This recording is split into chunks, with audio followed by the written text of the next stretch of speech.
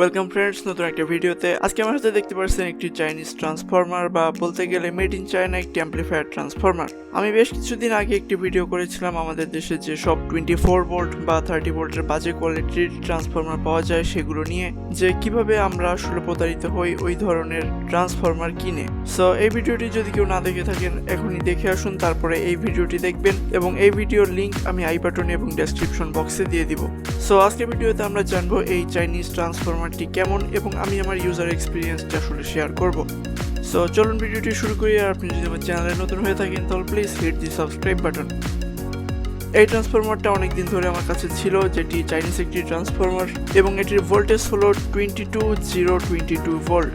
So এটি দিয়ে normally আমরা 24 ভোল্টের কাজ করতে পারি খুব সহজে।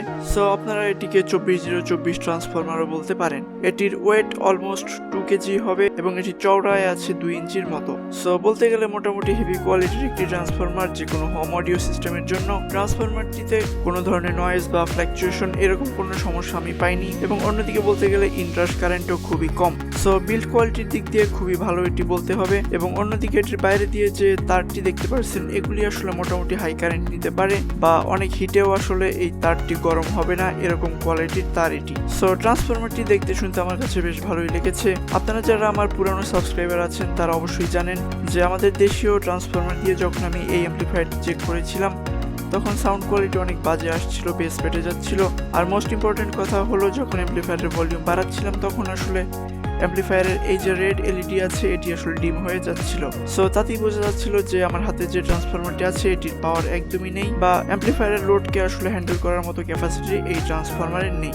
অন্যদিকে এই ট্রান্সফরমারটির ভিতরে কপার দেখতে পাচ্ছেন। আমি এক্স্যাক্টলি বলতে পারবো না এটি আসলে কপার না অন্য কিছু, বাট আমার কাছে দেখে মনে হচ্ছে যে 5 থেকে 7 এম্পিয়ার ইজিলি দিতে পারবে এটি। কারণ আমি এই ট্রান্সফরমারটি দিয়ে এই অ্যাম্পলিফায়ারটিকে ফুল লোড দিয়েছিলাম 10 ইঞ্চি বসম্যানের স্পিকার দিয়ে এবং 2টি 8 ইঞ্চি স্পিকার অন্য সাইডে দিয়ে। সো সম্পূর্ণ লোডে আসলে অ্যাম্পলিফায়ারটির এই এলইডি একদমই ডিম হয়নি। সো বোঝাই যাচ্ছিল এই চাইনিজ ট্রান্সফরমারটি অ্যাম্পলিফায়ারটিকে ফুল পাওয়ার দিতে পারছে। সো আপনারা যারা এই অ্যাম্পলিফায়ার এবং এই ট্রান্সফরমারটি দিয়ে সাউন্ড টেস্ট দেখতে চান অবশ্যই কমেন্টস করবেন। অনেকে কমেন্টস করলে আমি ভিডিওটি আপলোড করে দিব। সো আমি বলবো আমাদের দেশীয় ট্রান্সফরমার কেনা থেকে এরকম চাইনিজ ট্রান্সফরমার কেনা অনেক ভালো।